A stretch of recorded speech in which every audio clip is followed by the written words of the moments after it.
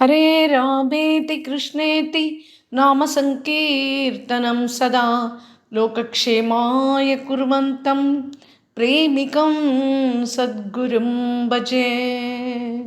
जय बोलो श्री प्रेमिकेंद्र सद्गुरुनाथ महाराज की जय। सर्व संतनों की जय। ராதே கிருஷ்ணா சகீஸ். இன்றைய தினம் ஸ்ரீ ராதாரமன் சரண்தாஸ் தேவ் அப்படின்னு செல்லமா எல்லாராலையும் அழைக்கப்படுகிற அந்த படே பாபாஜி அவருடைய சரித்திரத்தை காண இருக்கு. பக்த பக்தி பகவந்த குரு சதுரு நாம் வபுரியே इनके पद्मं दन किए नाश हवे नहने। हरे कृष्णा कृष्ण कृष्ण हरे हरे, हरे राम राम राम हरे हरे।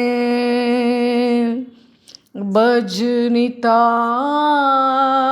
गो राधेश्याम जप हरे कृष्णा हरे राम। भजनिताय गौर राधेश्याम जप हरे कृष्णा हरे राम।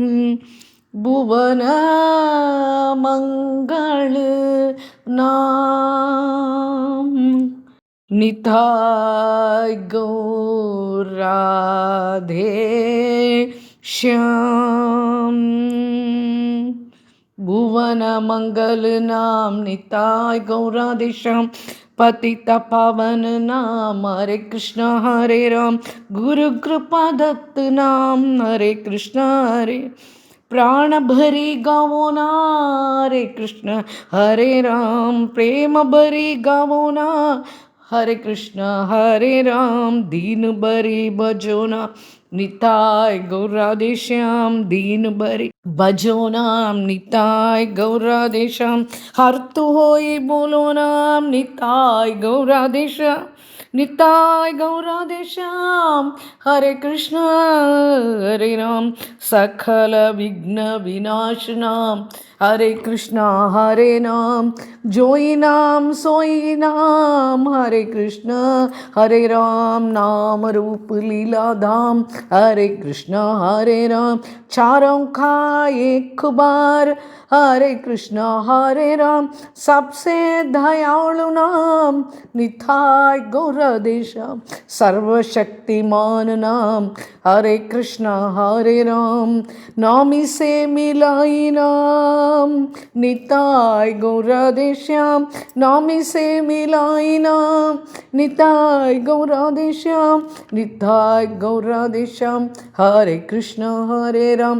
प्राण भरे गावो नाम हरे कृष्ण हरे राम। प्रेम भरी बोलो ना हमारे कृष्ण हरे राम। निताय गौराधे श्याम हरे कृष्ण हरे राम। निताय गौराधे श्याम हरे कृष्ण हरे राम।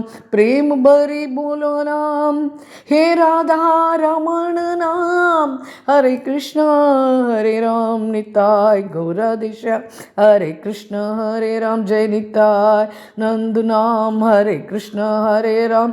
श्री राधा रमण चरण दास देव की ஜெய். இப்போ நம்ம ஸ்ரீ ராதா ரமன் சரண்தாஸ் தேவ்ஜி அப்படின்ற அந்த படே பாபாஜியினுடைய சரித்திரத்தை பார்க்க போகிறோம். படே பாபா கருணா கே सखारे जी रहे हैं हम। बड़े बाबा करुणा के सहारे जी रगे हैं हम, कदा सत्संग नाम लीला सुधा को पी रहे हैं हम। बड़े बाबा करुणा के सहारे जी रगे हैं हम அப்படின்னு சொல்லிட்டு ரொம்ப அழகான கீர்த்தன். இந்த கீர்த்தன் பெரிய கீர்த்தன், ரொம்ப அற்புதமான கீர்த்தன். இந்த கீர்த்தனை பாடி தான் படே பாபாஜியினுடைய சரித்திரத்தை சொல்ல ஆரம்பிக்கிறா. இந்த படே பாபாஜி அப்படின்றவர் ஸ்ரீ ராதா ரமன் சரண்தாஸ் தேவ்ஜி. இவர் கௌராங்கருடைய சரண கிங்கரர். அவருடைய சரித்திரம் ரொம்ப ரசமயமானது. கருணா சாகர் இந்த சரித்திரம். அதில் எத்கிஞ்சித்து நம்ம இப்போ ஆஸ்வாதனம் பண்ணுவோம். இந்த பாரத பூமி பகவானுக்கும் சந்துக்களுக்கும் ஜென்மாவை கொடுக்கக்கூடிய பூமி இது. அந்தந்த இடங்களில் பூமி விசேஷ பலனை கொடுக்கும். அந்த பலனை கொடுக்கக்கூடிய சக்தி சில இடங்களில் நல்ல அரிசி சாகுபடியாகும், சில இடங்களில் கேஷர் உற்பத்தியாகும், சில இடங்களில் நல்ல பழங்கள். அந்தந்த பூமியினுடைய தன்மைக்கு ஏற்ப அந்தந்த ஜனங்களுடைய அவளுக்கு என்ன தேவையோ அந்த பூமி சகலத்தையும் கொடுக்கறது. ஔஷதிகள்லேருந்து பழங்கள்லேருந்து தானிய வகைகள்லேருந்து சகலத்தையும் அந்த பூமி கொடுக்கறது. அப்படி அந்த பூமியில தான் பகவானும் சந்துக்களும் உதயமாகிறார். பகவான் பல அவதாரங்கள் எடுத்து இந்த பாரத தேசத்துல மட்டும்தான் பகவான் சந்துக்கள் அவதாரம் பண்றதும் நடக்கிறது. அப்போ இந்த ஜனங்களை கரையேற்றணும் அப்படின்ற அந்த ஒரே ஒரு நோக்கத்துக்காக தான் பகவான் பல அவதாரங்கள் பண்ணி வந்தார். அதுக்கப்புறமா பல சந்துக்களை பாரத தேசம் பூரா தன்னுடைய அம்சமான ஒரு பிந்துவா அவளை வச்சு அந்த சந்துக்களை அனுப்பி ஜீவர்களுக்கு கிருபை செய்ய வேண்டி அப்படி அனுப்பி விடுறார். சில சமயத்தில் நாம ரூபத்தில், சில சமயத்தில் தாம் ரூபத்தில், கிரந்த ரூபத்தில், சந்துக்கள் ரூபத்தில், ஏதோ ஒரு ரூபத்தில் ஜனங்களை கரையேற்றி விடணும் அப்படின்ற அந்த நோக்கம் நிறைவேறத்துக்காக வேண்டியே தான் இந்த பாரத தேசத்தில் இவெல்லாம் பிரகடனம் மாறா. இந்த ராதாரமன் சரண்தாஸ் தேவ் அப்படின்றவர் சாமானிய மகாத்மா இல்லை. சரித் சுதா அப்படின்னு ஒரு கிரந்தம் இருக்கு. அவருடைய சரித்திரம் அதில் மிக விரிவாக அதில் விளக்கப்பட்டிருக்கு. அப்போ அந்த சரித் சுதா கிரந்த பட்டனம் பண்ணுறவளுக்கு ஜீவனில் எந்த விதமான பிரச்சனைகள் இருந்தாலும் அந்த பிரச்சனைகள் தவிடுபொடி ஆகிவிடும் அப்படின்றது வட இந்தியக்காரர்களுடைய ஒரு நம்பிக்கை. இன்னைக்கு வரைக்கும் வடக்கில் இந்த கிரந்த பாராயணம் நித்திய பாராயணம் பண்ணுறவா நிறைய பேர் இருக்கா. எப்படி ராம்சரித் மானஸ் ஸ்ரீராமனுடைய சப்தமயி விக்கிரகம், எப்படி ஸ்ரீ பாகவத் ஸ்ரீ கிருஷ்ணனுடைய வாங்மயி விக்கிரகம், அதுபோல இந்த சரித் சுதா அப்படின்றது இந்த படே பாபாஜியினுடைய வாங்மயி சப்தமயி விக்கிரகம் அப்படின்னு சொல்லிட்டு சொல்ற. இப்போ படே பாபாஜி போல நிறைய சித்த புருஷர்கள் இந்த பூமியில் பிரகடனம் ஆயிண்டே தான் இருந்தா, ஆயிண்டே தான் இருக்கா, ஆயிண்டே தான் இருக்க போற இவர் அவதார புருஷர். இந்த பூமியில் பிரகடனமாயி கௌராங்கர் ஸ்ரீ நித்யானந்தர் இவாளுடைய கிருப்பையினால அவளுடைய கருணையினால அனுப்பப்பட்ட புருஷர் தான் ராதாரமன் சரண் தேவ்ஜி. பகவானுடைய அவதாரங்களிலேயே ரொம்ப கிருப்பாளுவா, தயாளுவா, பிரேமமய பக்தர்கள் பகவானுக்கு எவ்வளவு அருகாமையில போனாலோ அந்த அவதாரம் அது கிருஷ்ணாவதாரம். இந்த கிருஷ்ணாவதார காலத்துல தான் ஸ்ரீ கிருஷ்ணலீலா பண்ணும்போது பக்தன் பகவானுக்கு ரொம்ப சமீபத்துல போயிடுறான். ஸ்ரீ கிருஷ்ணலீலாவிலையும் பிரபுவனுடைய விரஜ லீலாவிலையும் பிரேம அப்படியே ரொம்ப வழியறது. எந்த அவதாரத்திலையும் பகவானை கட்டி போட்டது அப்படின்றது கிடையவே கிடையாது. யசோதா மையா ஸ்ரீ கிருஷ்ணனை காதை பிடிச்சு திருகுவா, உரல்ல கட்டி போடுவா. அதே மாதிரி பகவான் சகாக்களோட வெண்ணெய் திருடி திம்பா, மாடு மேய்க்கிறதுக்கு போவா, சகாக்களுக்கு பக்கத்துல உட்காந்துண்டு சாப்பிடுவா, சமமா அவளுக்கு ஊட்டி விடுவா, விரஜ ரஜ்ஜில் அப்படியே விழுந்து பொருளுவான். ஸ்ரீகிருஷ்ண லீலாவே ரொம்ப ஒசத்தி, அதுல விரஜ லீலா அதை விட ஒசத்தி. அதுலேயும் ஷியாம் சுந்தர் வந்து ராதாராணியோட சேர்ந்து பண்ண லீலைகள் அது வந்து பிரேமையினுடைய உச்சகோட்டி. அதை வந்து வர்ணிக்கவே முடியாது அப்படின்றார் மகராஜ். சேவா குஞ்சில வந்து ஷியாம் சுந்தர் வந்து ராதாராணியினுடைய சரணங்களுக்கு சேவை பண்றான். இது போல எங்கேயும் பார்த்ததும் கிடையாது, கேட்டிருக்கவும் முடியாது. பகவான் ராதாராணியினுடைய சரணங்களை ஏன் பிடிச்சு விடுறான், ஏன் சேவை பண்றான் அப்படின்னா, ராதாராணி பெரிய மகா பக்து அவ. இப்போ அனந்த பக்தர்கள் இஸ் ஈக்குவல் டு அது வந்து ஒரு பிந்துவுக்கு சமானம்.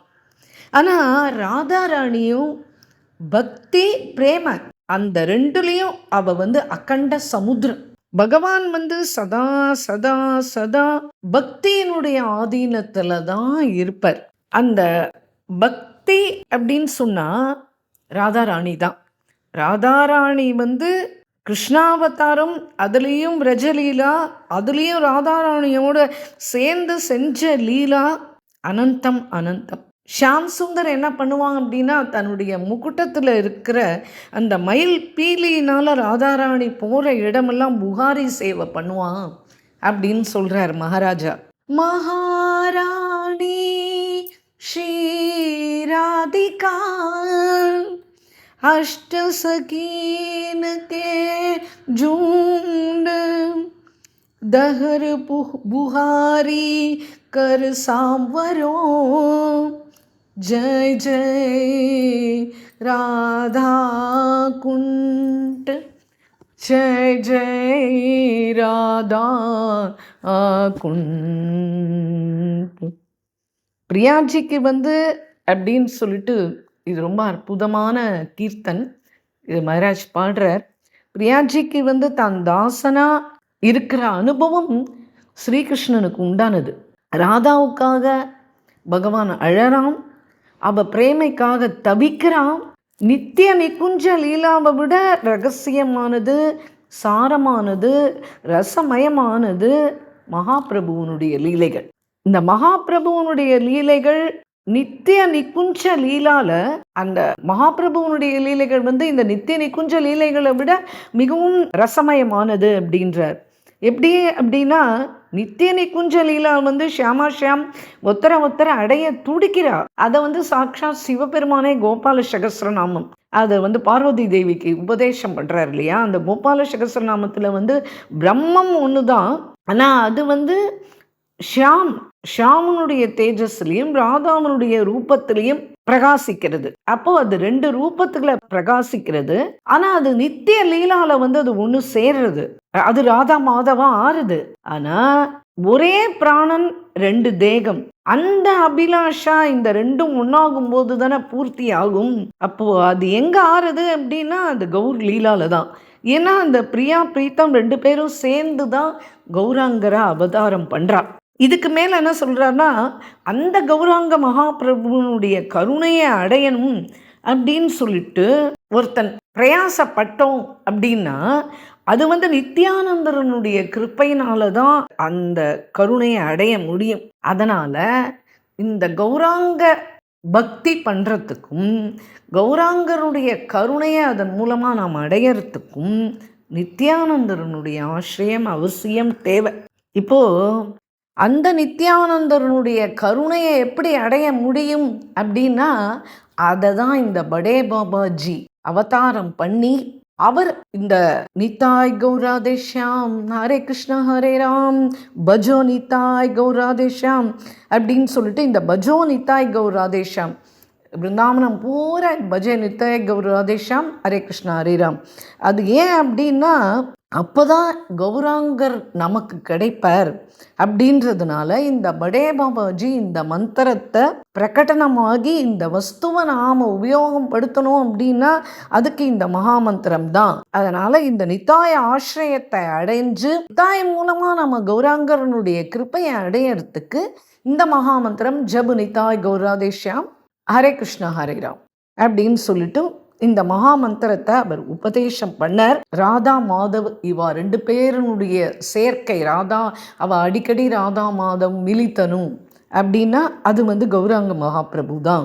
கௌர் யாரு அப்படின்னா அசல் ஷியாமா ஷாமே தான் கௌரங்கர் அப்படின்னு சொல்லிட்டு. இப்போ ஜகாயி மதாயி அப்படின்னு நீங்க கேள்விப்பட்டிருப்பே, சைத்தன்ய மகாபிரபு சரித்திரத்துல வருது.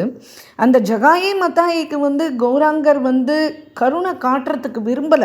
அவர் முதல்ல கருணை காட்டுறதுக்கு விரும்பல. இப்ப நம்ம அந்த சரித்திரத்தை ஓரளவு பார்ப்போம். மகாபிரபு கௌராங்கரனுடைய காலத்திலேயே இந்த நவதீபத்துல ஜகாயி மதாயி அப்படின்னு சொல்லிட்டு இவ 2 பேரும் பிறவியில பிராமணர்கள் தான். ஆனா இவ கலிக்கு தகுந்த மாதிரி எப்பவுமே இவளுடைய எல்லா காரியங்களும், அதாவது கொடுமைனா அப்படி ஒரு கொடுமை நிறைந்த ஒரு முடிசூடல. ஆனா கொடுங்கோல் அரசன் மாதிரி அந்த அரசனுக்கு சமமா இவ பண்ணிட்டு இருந்தா. என்ன அப்படின்னா, எல்லா விதமான கெட்ட குணங்களும் இவாளுக்கு நித்திய போஜனமே இவாளுக்கு மாம்சம்தான். சாதுக்களை அவமதிக்கிறதுன்றது இவாளுடைய சர்வசாதாரணமான செயல். அப்புறம் கடத்தெருவில் போறவா வரவாளெல்லாம் நிறுத்தி வச்சு அவளை செருப்பாலேயே அடிப்பாளாம். யாரையுமே இவ மனசார நன்னா சிரிச்சு பேசி அவளை சம்மானிச்சது அப்படின்றது கிடையவே கிடையாது. கர்மானுஷ்டபரர்களா யாரெல்லாம் அந்த நவ்தீப் தாம்ல இருக்காளோ, யாரெல்லாம் கங்கையில குளிக்கிறதுக்கு போறாளோ, யாரெல்லாம் நல்ல வித்வான்களோ, யாரெல்லாம் பிராமணாலோ அவளெல்லாம் பிடிச்சு கொடுமைப்படுத்துவா. யாருக்குமே 2 பேரையும் பார்த்தானா அப்படியே கொலை நடுக்கமா இருக்குமா. என்ன அப்படின்னா, அவளை அடிச்சு மிரட்டி அவகிட்ட இருக்கிற பணங்களை பிடுங்கிடுவா. அவ வீட்டு பதிவிரதைகளை சீர்கொலைய வச்சிருவா. என்னென்ன கெட்ட குணங்கள் உண்டோ, மதுவும் மாம்சம் அதெல்லாத்தையும் சாப்பிடுவா. அப்புறம் அந்த ஊருக்கு காஜி ஒருத்தர் இருப்பார் இல்லையா, அவரை நிறைய இந்த மாதிரி கொள்ளை அடிக்கிற பணங்கள்லாம் எடுத்துன்னு போய் அந்த காஜி கிட்ட கொடுத்து அந்த காஜியை கையில போட்டுருவா. இவளோட வீடு என்னமோ நவ்தீப் தாம்ல அந்த கங்கை கரையில தான் இருக்கும். ஆனா ஒரு நாளைக்காவது போய் கங்கையில ஸ்நானம் பண்ணதுன்றது கிடையவே கிடையாது. இப்படி தெருவா போவா, அங்கே ஒரு டேரா போடுவா. அந்த தெருவில் அன்னைக்கு அந்த தெருவில் தங்கிட்டா அப்படின்னா அந்த தெருக்கார அத்தனை பேரும் பயப்படுவா. ஏன்னா 6 மணிக்கு மேலே அப்புறம் அவள் எங்கேயும் வெளியிலேயே வரமாட்டா, கதவு சாத்தின்னு உள்ளதான் இருப்பா. இவ குடிச்சிட்டு குபாலம் போடுவா. தெரியாமல் யாராவது அந்த தெருவில் இருக்கிறவாளுடைய சொந்தக்காரா அந்த ஊருக்கு வந்துட்டா அப்படின்னா அவளை பிடிச்சு உதச்சி அவகிட்ட இருக்கிற பணம் காசெல்லாம் பிடுங்கிண்டு கொடுமைப்படுத்துவா. அப்படி இவாளுக்கு எப்பவுமே மதுபானம் பண்ணிட்டு வாயில வந்தபடி இயேசுவா அந்த தெரு ஜனங்களை. அதுக்கும் மேல என்ன அப்படின்னு சொல்லிட்டு சொன்னா, சண்டாளனை விட கீழான தொழிலெல்லாம் கூட பண்ணுவா. அதனால யாருமே இவ எதிர்க்கையே போறதுக்கே ரொம்ப பயப்படுவா. அதுலயும் சாதுக்கள் அப்படின்னா அவட்ட ரொம்ப வம்பு பண்ணுவா. இப்போ இந்த ஊருக்கு நித்யானந்தர் வந்தார் இல்லையா, அவர் இந்த ஜனங்கள் இப்படிலாம் அவனை பற்றி ஜகாய் மத்தாயியை பற்றி சொல்கிறத கேட்டவுடனே அவருக்கு மனசுல ஒரு இரக்கம் பிறந்தது. உடனே அவர் நினைச்சார், இப்போ மீதி இருக்கிறவாள்லாம் நாமத்துல ஸ்ரத்த இருக்கிறவா தான், அதுவும் இல்லாம நல்ல காரியங்கள்லாம் பண்ணக்கூடியவா தான். அப்போ இவெல்லாம் பகவன் நாம கீர்த்தனம் செய்யறதுனால பிரபுவுக்கு என்ன பெரிய சிறப்பு வந்துட போறது. இந்த பாபி இருக்கானே, இவன் பாபத்தை விட்டுட்டு இந்த பகவன் நாமாவை சொல்லி இவன் பிரபுவனுடைய காலில் சரண அடைஞ்சிட்டான் அப்படின்னா அதுதானே பெரிய பாராட்டுக்குரிய விஷயம். அப்புறம் இந்த ஜனங்களுமே நவதீப் தாம்ல இருக்கிற ஜனங்களுமே கவலையற்று அவரவர்கள் தொழிலில் அவாவா ஈடுபட்டு அவாவா ஸ்நானம் பண்ணும்போது ஒரு கவலையே இல்லாமல் அவாவாவுடைய காரியங்களை அவாவா பார்க்கலாம் இல்லையா. அதனால் இவனை திருத்துறது தானே ரொம்ப முக்கியம் அப்படின்னு சொல்லிட்டு, அப்போது என்ன ஆகும் அப்படின்னா, அதுக்கு நித்யானந்தர் சொல்கிறார், அப்போ தான் உண்மையான பகவன் நாம மகாத்மியம் அப்படின்றது அப்போ தான் வெளிப்படும்.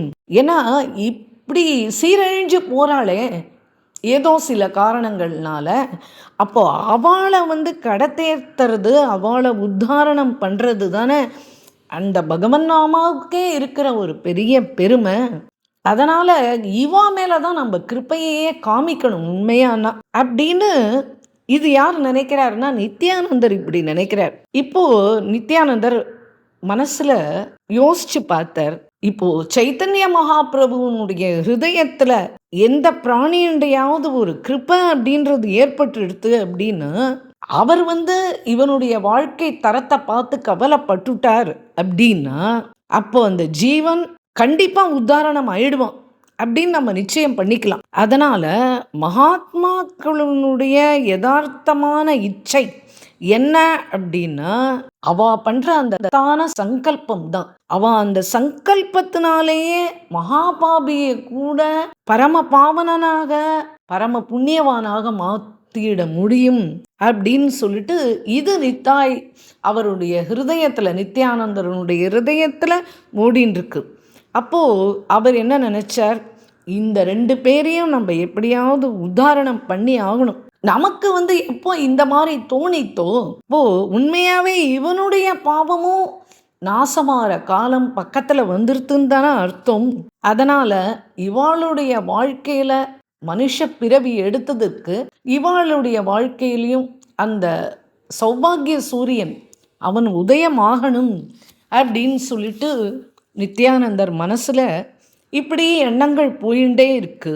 இவர் என்ன பண்ணார், தன்னுடைய மனசுல தோணினதை ஹரிதாஸ் கிட்ட சொன்னார். ஹரிதாஸ் கிட்ட உடனே அவர் சொன்னார், இதை பாருப்பா, ஆழம் தெரியாம காலை விடாத, எல்லாம் இந்த ஊர் ஜனங்கள்லாம் அவனை பத்தி என்னெல்லாம் சொல்றான்றதை இத்தனை கேட்ட இல்லையா, அதனால யோசிக்காம இந்த காரியத்துல நீ ஈடுபடக்கூடாது அப்படின்றார் ஹரிதாசன். உடனே எல்லாமே தடால் புடால் தானே செய்வார் நித்யானந்தர். ஆனா எப்பவுமே இவர் பண்றது எல்லாமே உள் மனசுல இவருக்கு இருக்கிற கருணையினுடைய கடல் நித்யானந்தர் தான். உடனே அவர் கம்பீரமா சொன்னார், சரி எல்லாம் அவெல்லாம் சொன்னா எல்லாத்தையும் நம்ம கேட்டோம், எல்லாம் இருக்கட்டும், ஆனால் நம்ம ஏன் பயப்படணும்?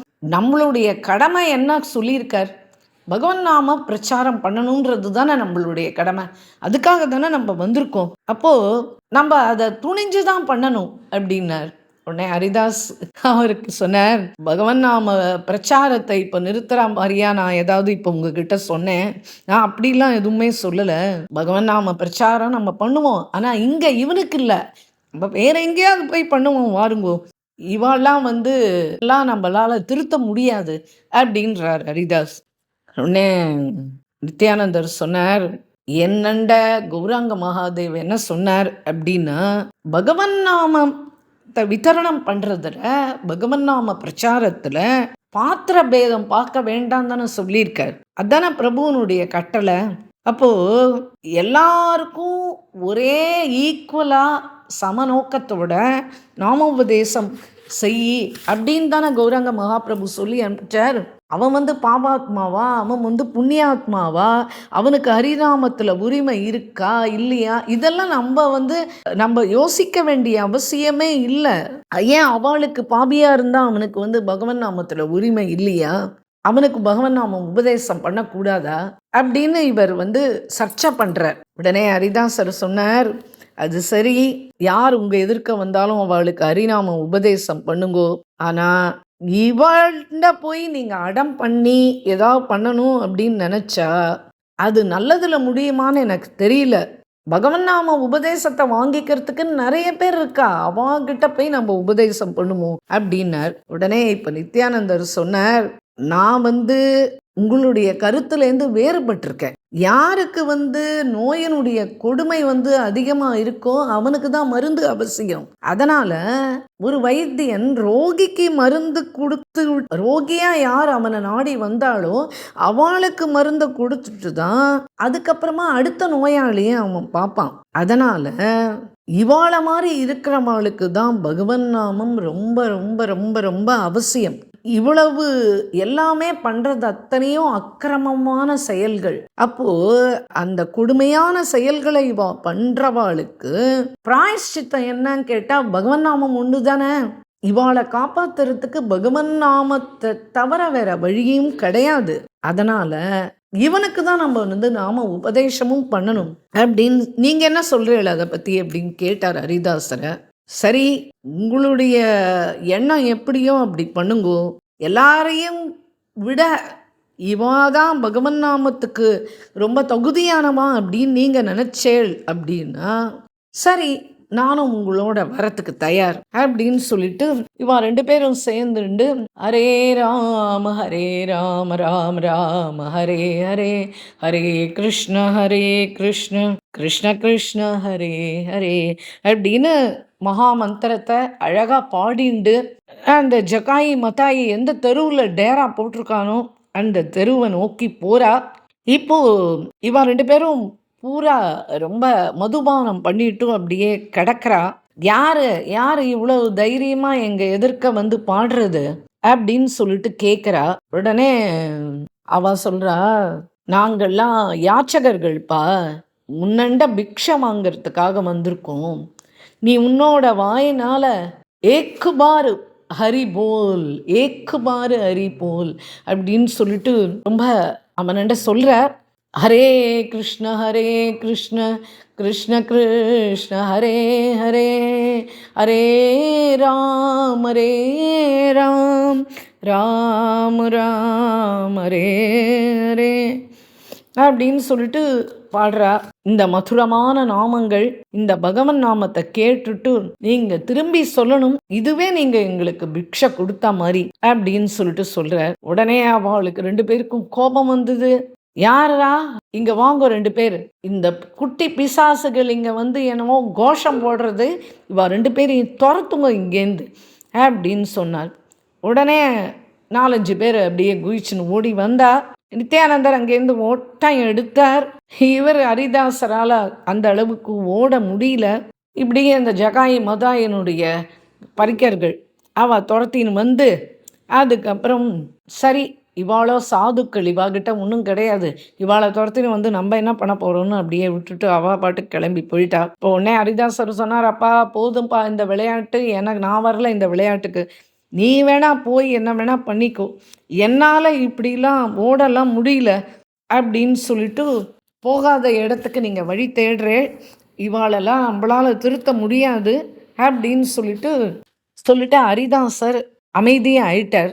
இப்போ நேராக பிரபுவை தேடின்னு வந்துட்டா. பிரபுவும் கேள்விப்பட்டார் இவா ஜகாய மத்தாயி கிட்ட போயிருக்கா அப்படின்னு. இப்போ வந்துட்டார். ஹரிதாசர் வந்து பிரபுவுண்ட வந்து சொல்கிறார், இந்த மாதிரிலாம் இவர் இந்த மாதிரி பண்ணுறார் அப்படின்னு இதெல்லாத்தையும் சொன்ன உடனே பிரபு கேட்டார், ஏன்பா நீ ஏன்பா அங்கெல்லாம் போகிற அப்படின்னு கேட்டார்.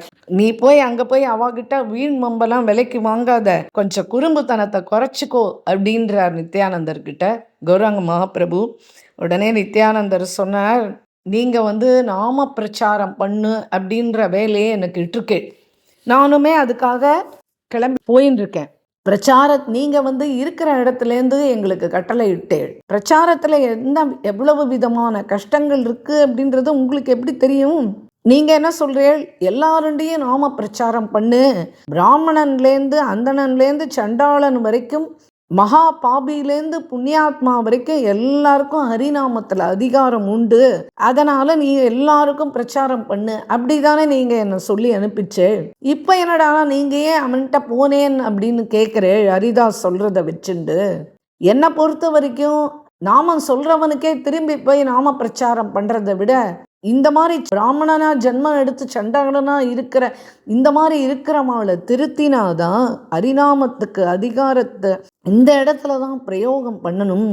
அவாதான் சிறந்த அதிகாரி கூட. எங்களெல்லாம் நீங்க உதாரணம் பண்ணதுல ஒன்றும் பெருமை வந்துடாது. இந்த மாதிரி குரூர கர்மா பண்ணின்னு இருக்கானே, இந்த மாதிரி பாபியா இருக்கானே, பேர்பட்டவனை உதாரணம் பண்ணாதானே உங்களுக்கு பதித்த பாவனன் அப்படின்ற பேருக்கு பொருள் இருக்கு அப்படி சொல்றதுக்கு. அதனால எத்தனை குடியவனா இருக்கானோ, எத்தனை பாப்பியா இருக்கானோ, அவனை சரணடைய செய்யறது, அவனை ஹரிநாம சொல்ல வைக்கிறது, அவனை பக்தனா ஆக்காட்டா ஜனங்கள் வந்து எப்படி ஹரிநாமத்தினுடைய மகிமையை புரிஞ்சுப்பா அப்படின்னு சொல்லிட்டு. மேலும் நீங்கள் யாருடைய உதாரணத்துக்காக நீங்கள் கவலைப்படுறீங்களோ அவளை பாக்கியசாலிகளாக ஆக்கி மகா பாகவதர்களாக ஆக்க வேண்டியதுக்காக வேண்டிதானே நாங்கள் நாம பிரச்சாரம் பண்ணணும் அப்படின்ன உடனே பக்கத்தில் ஸ்ரீவாசர் எல்லாரும் உட்கார்ந்துட்டுருக்கா, பாகவதெல்லாமும் உட்கார்ந்துட்டுருக்கா. அவள் சொல்கிறா, ஆமாம் அந்த ஜகாய் மதாய் வந்து பிராமணர்களுடைய பேரையே கெடுக்கிறதுக்காக வந்து குலத்தையே கெடுக்க வந்தவன், அவன் பெரிய ராட்சசன்னா, அவனை பார்த்தாலே எல்லாருக்குமே பயமாச்சே அப்படின்னு சொல்லிட்டு அவன் அப்பேற்பட்ட குரூரன் அப்படின்லாம் அங்கேருந்து அவளாமும் எடுத்து சொல்கிறா பிரபு கிட்ட. உடனே பிரபு சொன்னார், இன்னும் எத்தனை நாளைக்கு இந்த மாதிரி அவன் வந்து ஏதோ கொடுமையெல்லாம் பண்ணுறான் அப்படின்னு நீங்களும் புலம்பின்னு இருக்க முடியும்?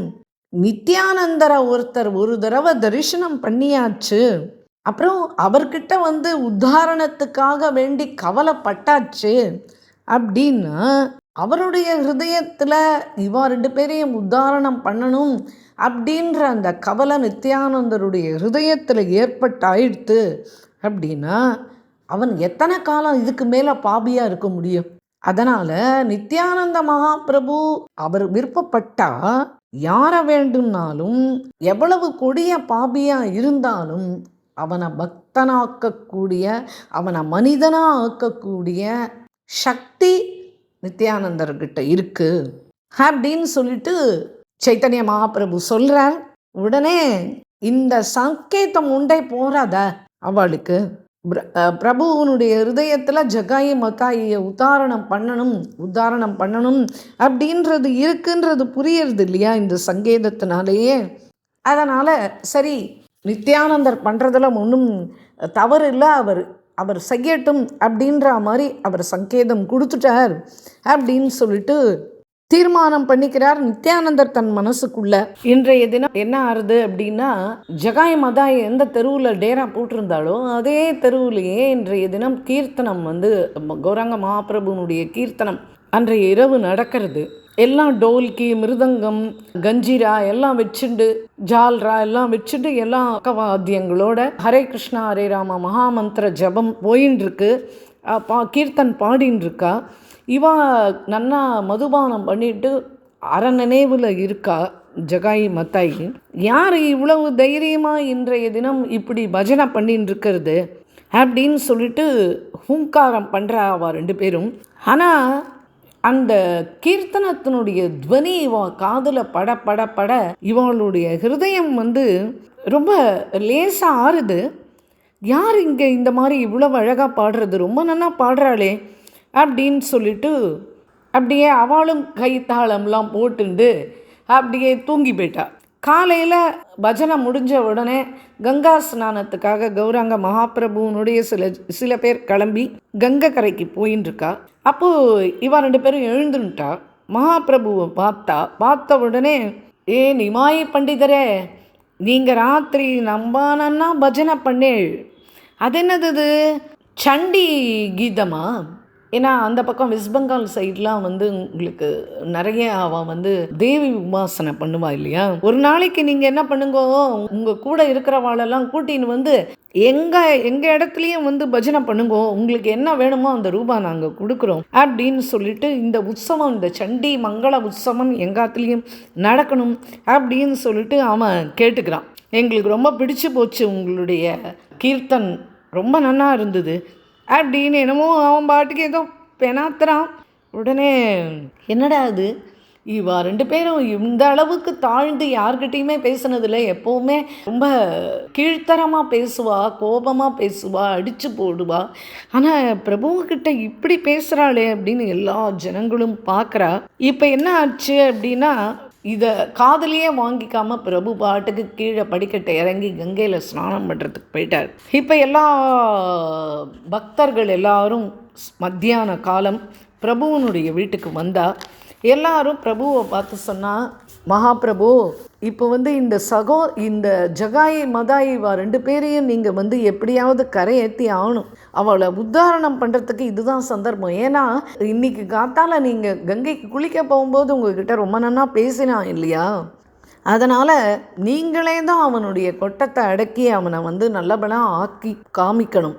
அப்போது நாங்கள்லாம் உங்களை பதித பாவனன் தீனபந்து அப்படின்லாம் நாங்கள் உங்களை சொல்கிறோம் இல்லையா, அப்போ இந்த நாமாக்கள் நாங்கள் சொல்கிற இதெல்லாம் உங்களுக்கு பேருக்கு சார்த்தகம் ஆகும் அப்போ தான் அப்படின்னு சொன்ன உடனே பிரபு சொன்னார், நீங்கள் வந்து யாருடைய உத்தாரணம் பண்ணணுன்றதுக்காக இத்தனை கவலைப்படுறீங்களோ அதை வந்து ஏற்கனவே நித்யானந்தர் கவலைப்பட்டுட்டார். அவர் கவலைப்பட்டாவிட்டு அவன் எப்படி பாபியாக இருக்க முடியும்? அவருடைய தரிசனம் என்றைக்குமே வீண் போகாது. அவரை சங்கல்பம் பண்ணியிருக்கிறதுனால அவரே அவளுக்கு நல்லதும் பண்ணுவார். அதனால் நீங்கள்லாம் கிளம்பி உங்கள் ஆற்றுக்கு போகலாம், நடக்கும் கூடிய விரைவில் அப்படின்னு சொல்லிட்டு பிரபு எழுந்து போயிடுறார் திண்ணையிலேருந்து. அன்னைக்கு ராத்திரி என்ன ஆச்சு, நித்யானந்தர் கிளம்பி இவன் இருக்கிற இடத்துக்கு போனார்.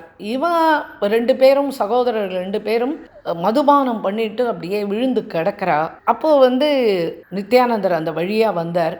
யார் அது இவ்வளவு தைரியமாக எங்கள் எதிர்க்க தெருவில் நடமாடுறது அப்படின்ன உடனே இவர் ஒன்றும் பதிலே சொல்ல, கேட்குறேனே பதில் சொல்ல வேண்டாமா, யார் நீ அப்படின்னு கேட்டார். உடனே அவர் சொன்னார், என் பேரெலாம் ஒன்றும் இல்லைப்பா, நான் ஒரு அவதூதன், அவ்வளோதான், எனக்கு தெரிஞ்சது அவ்வளோதான் அப்படின்னு சொல்லிட்டார். உடனே மதாயிக்கு ரொம்ப கோபம் வந்தது.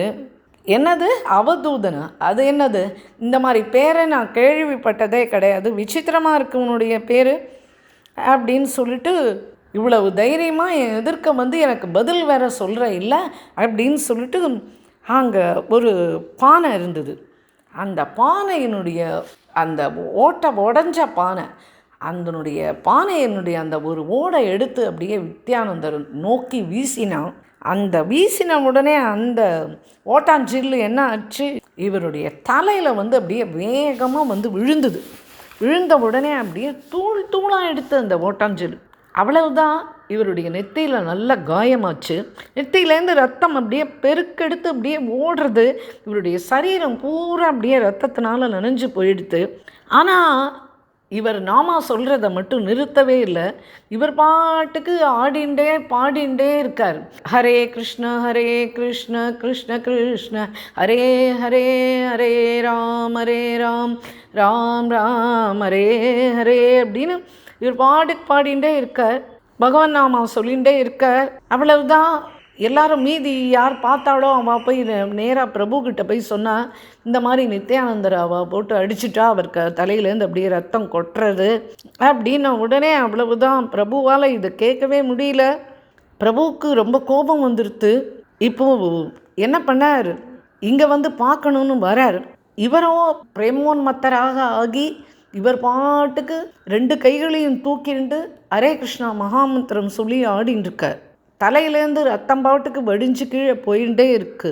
அவன் திரும்பியே இவரை அடிக்கிறதுக்கு வரான். இவ்வளவு பண்ணியும் நீ இந்த இடத்த விட்டு கிளம்பலையா, இன்னும் இப்படி கத்தின்னு இருக்கியே அப்படின்னு சொல்லிட்டு, அப்போது என்ன பண்ணா, ஜகாயை எழுந்தான். இதுக்கு மேலே அவரை போட்டு அடிக்காதடா, வேண்டாம் அப்படின்னு சொல்லிட்டு மதாயனுடைய கையை பிடிச்சி இழுத்தான்.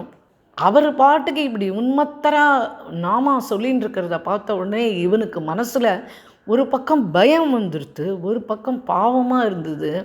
உடனே அவன் என்ன சொன்னான், இவனை அடித்து போட்டிருக்கான் மதாயி. ஆனால் இவரோ அதுக்காக இவனண்ட மறுபடியும் கோபப்படாமல் அவர் பாட்டுக்கு நாமா சொல்லின்னு இருக்கார். மறுபடியும் இவன் நல்லவனாக மாறணும் அப்படின்றதையும் அவர் பிரார்த்திச்சுக்கிறார் பகவான்ண்ட. இதை கேட்ட உடனே அவனுக்கு மனசில் இரக்கம் உண்டாயிட்டு. உடனே மதாயியை பிடிச்சி இழுத்தான். சொன்னான், டேய் என்னடா ஒன்றுமே முன்பின் யோசிக்காமல் அவர் சன்னியாசின்னு சொல்லிட்டார், அவரை போட்டு நீ இப்படி அடிக்கிறியே, இது இந்த மாதிரி பண்ணக்கூடாது அப்படின்னு சொன்ன உடனே இவர் கொஞ்சம் முழிச்சுண்டான். என்னடா இவனை இப்படி சொல்கிறானே, என்ன விஷயம் இதில் இருக்கும் அப்படின்னு சொல்லிட்டு, இதுக்குள்ளே பிரபு சங்கீர்த்தனம் ஆரம்பிக்க போகிறார். அதுக்குள்ளே பிரபுவுக்கு சமாச்சாரம் தெரிய வந்த உடனே பிரபுவுக்கு ரொம்ப கோபம் வந்துடுத்து. அங்கேருந்து நேராக பிரபு ஓடி வந்தார். நித்யானந்தர் அவர் நின்ற நிலைமையும் அவர் நாமா சொல்லின்னு இருக்கிறதையும் ரத்தம் அப்படியே பிரவாகமாக போயின்னு இருக்கிறதையும் பார்த்த உடனே ஆகாசத்தை பார்த்து ஹூங்காரம் பண்ணார். சக்கர சக்கர அப்படின்னார். பாபிகளை சம்ஹாரம் பண்ணணும். உடனே சுதர்சன சக்கரத்தை அவர் அழைக்கிறார். பிரபு இப்போ உச்சக்கட்ட கோபத்தில் இருக்கார் நித்யானந்தனுடைய நிலைமையை பார்த்து. இப்போ நித்யானந்தர் கௌராங்க மகாபிரபுக்கிட்ட சொன்னார், ஹே பிரபு, உங்களுடைய பிரதிஜ்ஞை என்னன்றதை மட்டும் இப்போ நீங்கள் நினைவுபடுத்திக்கோங்க. நீங்கள் கோபப்படக்கூடாது. பாபிகள்கிட்ட போய் நம்ம கோபப்படுறதுனால மேலும் என்ன ஆக போகிறது? நீங்கள் பாபிகள்கிட்ட இரக்கம் தான் கொள்ளணும். ஏன் அப்படின்னா, அவளுக்கு தெரியாமல் தானே அவள் இப்படி ஒரு பெரிய தப்பு பண்ணியிருக்கா. அதனால் நீங்கள் பாபிகள்கிட்ட இரக்கம் காட்டாமல் கோபம் கொண்டேள் அப்படின்னா நீங்கள் எப்படி அவளை உதாரணம் பண்ண முடியும்? நீங்களோ பாப சம்ஹாரி இல்லையா? உங்களுடைய பெயர் அப்புறம் எப்படி பதித பாவனன், தீனதயாளன், தீனநாதன் அப்படின்னு எப்படி சொல்ல முடியும்? அதனால் நீங்கள் உதாரணம் பண்ணுறதுக்கு இவனை விட ஹீனனா, இவனை விட பத்தித்தனா வேற எவனும் கிடைக்க மாட்டான். அதனால் பிரபு நீங்கள் இவா பாபியாக இருந்தாலும் இவளுக்கு நீங்கள் கிருப்பை பண்ணி தான் ஆகணும் அப்படின்னு நித்யானந்தர் ரெக்கமெண்ட் பண்ணுறார். அப்படின்னு சொன்ன உடனே இவா உங்களுடைய தயைக்கு பாத்திரமானவாளாக இவாளை நீங்கள் மாற்றணும், இவாளுக்கு நீங்கள் அனுகிரகம் பண்ணியே ஆகணும், இவா தலைமையில் உங்களுடைய சரணங்களை வச்சு அவளை நீங்கள் கரையேற்றுங்கோ அப்படின்னு கேட்டுக்கிறார். இப்படி நித்யானந்த மகாபிரபு கௌராங்கர்கிட்ட இப்படி பிரார்த்திச்சுட்ட உடனே அப்பவும் இவருக்கு ஒன்றும் கோபம்லாம் ஒன்றும் சாந்தம் ஆலை. இப்படி முதல் தடவை இவர் இவ்வளவு கோபப்படுறத பக்தாளாமும் என்ன கௌராங்க மகாபிரபு இவ்வளவு கோபப்படுறாரே அப்படின்னு சொல்லிட்டு பார்த்துட்டு இருக்கா. இந்த கோபத்தினால இந்த உலகமே பஸ்மம் ஆயிடுமா, என்ன நடக்க போகிறது அப்படின்னு அவள்லாம் யோசனை பண்ணுறா. அப்போது அந்த சமயத்தில் ஊரே கூடிட்டு இப்போது ஜகாயி மதாயிக்குன்னு சொல்லிட்டு ஒரு 10, 15, 20 பேரை வச்சுட்டு இருந்தான் இல்லையா, அவளாலும் பயப்பட ஆரம்பிச்சிட்டா. இப்போ இவாளுக்கே ஜகாயி மதாயிக்கே ஏதோ ஒரு பயம் வந்துடுது, என்ன பண்ணுறதுன்னு தெரியல, கையை பசஞ்சு நின்றுருக்கா.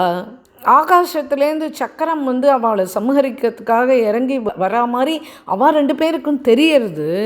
அதனாலேயே அவள் ரொம்ப பயந்து நடுங்கி போனா. நித்யானந்தர் இப்போ இவா 2 பேருடைய மனசுலையும் என்ன ஓடுறதுன்றதை புரிஞ்சுட்டார். அப்போது நித்யானந்தர் பிரார்த்திச்சுட்டார் சக்கரத்துக்கிட்ட. அப்புறம் பிரபு கிட்ட சொன்னார், ஹே பிரபு, இந்த யுகத்தில் பாபிகளுக்கு தண்டனை அளிக்கணும்னு நீங்கள் ஆரம்பிச்சேன்னா நீங்கள் யாரை காப்பாற்ற முடியும்? அதுக்கப்புறமா வெறும் சம்ஹாரம் தான் நடக்கும். அதனால் பாபிகளை நம்ம சம்ஹாரம் பண்ணாமல் அவளை உத்தாரணம் பண்ணணும். அப்படி தானே நீங்கள் ஹரிதாசருக்கு வாக்கு கொடுத்துருக்கே. அதனால் இப்பத்துக்கு நம்ம எதிர்க்க நிற்கிறவா இவா 2 பேரும் பத்தித்தாள். அதனால் இவா 2 பேரையும் உதாரணம் பண்ணி பத்தித்த பாவனன் அப்படின்ற அந்த நாமா இன்னிலேருந்து உங்களுக்கு ஏற்படணுமே, அந்த நாமத்தை நீங்கள் ஏன் சார்த்தமாக்கி கொள்ளக்கூடாது அப்படின்னு கேட்குறா. இப்படி கேட்ட உடனே இந்த ஜகாயி மதாயியை மேலும் 2வது தடவை எங்கே அவன் அடிக்க போகிறானோன்றதுக்காக வேண்டி அவனை தடுத்தான் இல்லையா, அதை இப்போ நித்யானந்தர் இவருடைய கோபம் தணியணுன்றதுக்காக வேண்டி எடுத்து சொல்கிறார். இந்த மாதிரி 2வது தடவை அவன் அடிக்க வந்த போதும் இவன் தான் தடுத்தான் அப்படின்ன உடனே இப்போ பிரபுவுக்கு திடீர்னு சந்தோஷம் வந்துடுது மனசில்.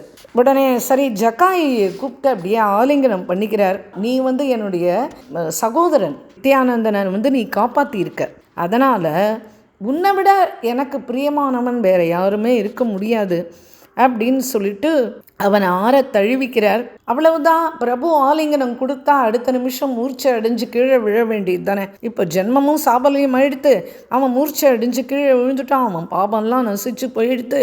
இப்போது இவருடைய பாதங்களை பற்றிண்டு விம்மி விம்மி அழ ஆரம்பிச்சுட்டான் ஜகாயி. இப்படி மதாயி பார்க்குறான், அவருடைய பாதங்களை கட்டிண்டு இப்போ இப்படி அழறானே, நமக்கும் இதே மாதிரி ஒரு நல்ல காலம் வரக்கூடாதா அப்படின்னு மதாயனுடைய மனசுலேயும் தோன்றுறது. அப்புறம் நம்ம பண்ண தப்புலாம் எவ்வளவு அவரை தூக்கி அடித்தோம், திரும்பி 2வது அடிக்க ஓடினோமே அப்படின்னு அவனை பச்சாதாபம் அவன் மேலேயே அவனுக்கு ஏற்பட்டது.